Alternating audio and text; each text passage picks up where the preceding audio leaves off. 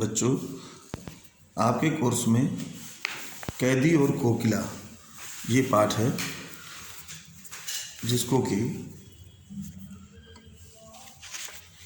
श्री माखनलाल चतुर्वेदी जी ने लिखा है। कवि जेल में एकाकी और उदास है।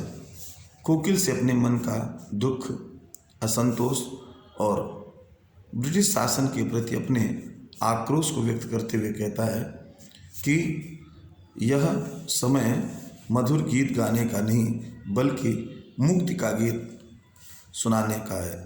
कवि को लगता है कि कोयल भी पूरे देश को एक कारागार के रूप में देखने लगी है, इसीलिए अर्धरात्र में चीख उठती है। अब पूरे पाठ का अर्थ देखें। कवि कहता है, क्या गाती हो, क्यों रह जाती हो, कोकिल बोलो तो, क्या लाती हो, संदेशा किसका है, कोकिल बोलो तो।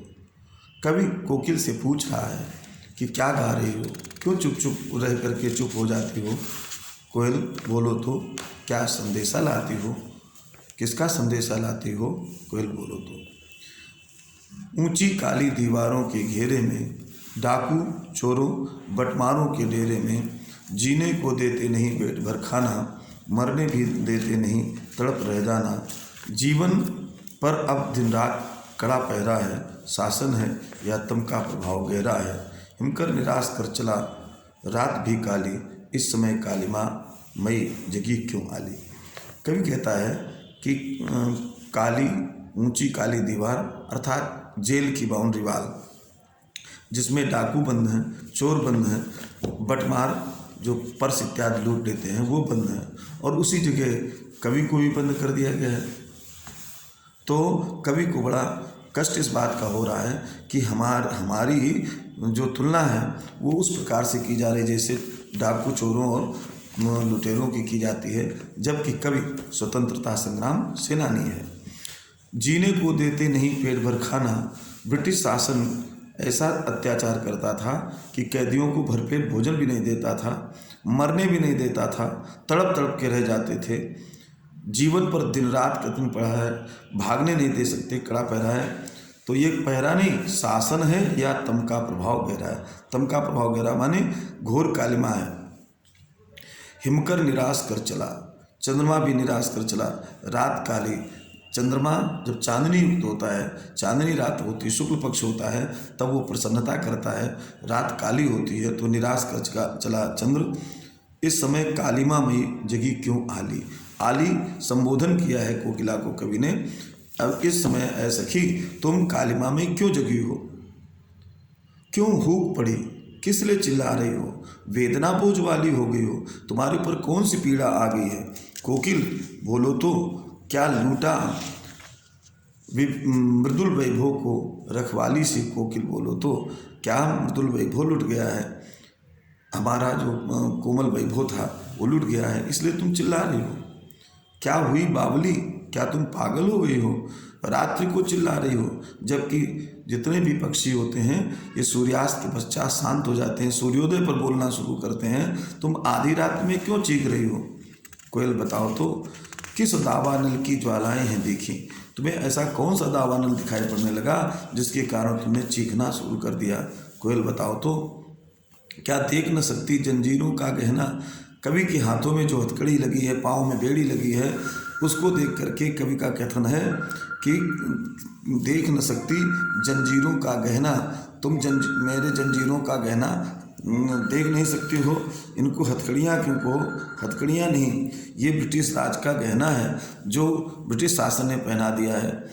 कोल्हू का चर्रक चूं, अर्थात कोल्हू चलाना पड़ता था तो उसकी चर्रक चूं इनके जीवन की तान बन चुकी है। और गिट्टी पर अंगुलियों ने लिखे गान, अर्थात गिट्टी तोड़ते तोड़ते हाथ से खून निकलने लगता है, जो खून उन गिट्टियों पर गीत लिख देते हैं। हूँ मोट खींचता लगा पेट पर जुआ, और जुआ लगा पेट पर लगा करके खींचना पड़ता था। तो उससे क्या होता, पानी निकालते थे, काम कराया जाता है। तो मानो कवि कह रहा है, खाली करता हूँ ब्रिटिश अकड़ का कुआं। ये कुआं कुएं से पानी नहीं निकाल रहा हूँ, ब्रिटिश अकड़ का कुआं खाली कर रहा हूँ।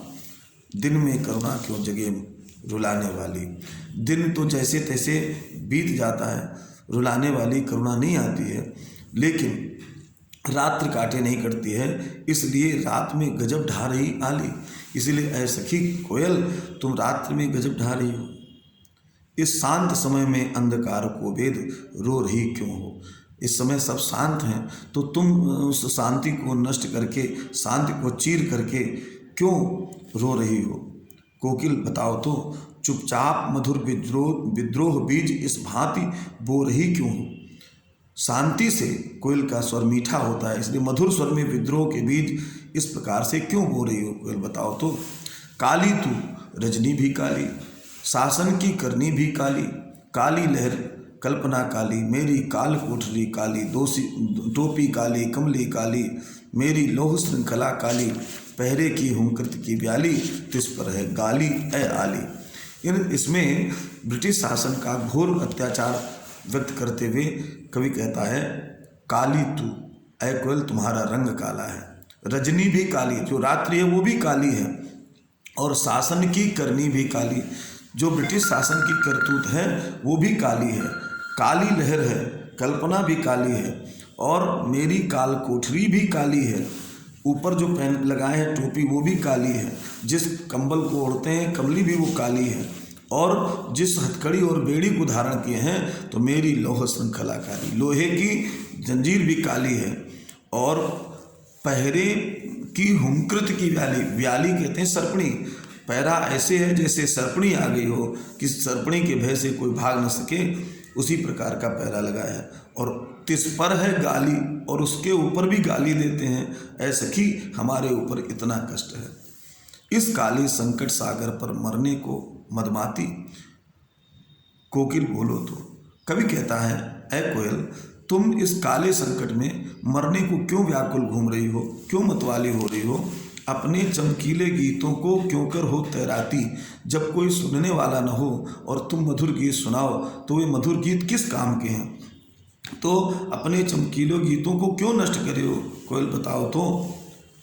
अब कवि अपनी और कोकिल की तुलना करते हुए कहता है, तुम्हें मिली हरियाली डाली, तुम तो हरी डाली पर बैठती हो, और मुझे नसीब कोठरी काली, हमारे भाग्य में काली कोठरी है। तेरा नभ भर में संचार, तुम सारे संसार में घूमती हो, और मेरा 10 फुट का संसार, जिस कोठरी में कवि है उसका 10 फुट का आकार है, तो हमें 10 फुट का संसार मिला है। तेरे गीत कहावें वाह, जब तुम गाती हो तो लोग वाह वाह कहते हैं, और हम गीत गावें तो हमें सरकार जेल में डालती है। रोना भी है मुझे गुनाह, मैं रो भी नहीं सकता, रोना भी मेरे लिए अपराध है, गुनाह माने अपराध। देख विषमता तेरी मेरी, बजा रही तिस पर रणभेरी, तुम अपनी चीज़ें देखो और हमारी देखो, हमारी तुम्हारी विषमता कितनी है, और फिर भी हम चुप हैं, तुम बोल रही हो। इस हुंकृत पर अपनी कृत से और कहो क्या कर दूं। अंत में कवि कहता है कि तुम्हारी हुंकार के साथ बताओ मैं क्या कर दूं, अपनी कृत से, अपने लेख से कहो क्या करूं। कोकिल बोलो तो, मोहन के व्रत पर प्राणों का आसो किसमें भर दूं। मोहन का अभिप्राय यहाँ पर करमचंद गांधी जी से है, क्योंकि उनका पूरा नाम करमचंद मोहन गांधी था, इसलिए प्राणों का आंसू किसमें भर दूं कोयल, बताओ तो। इस प्रकार से कवि ने ब्रिटिश शासन के अत्याचार का वर्णन किया है। ठीक।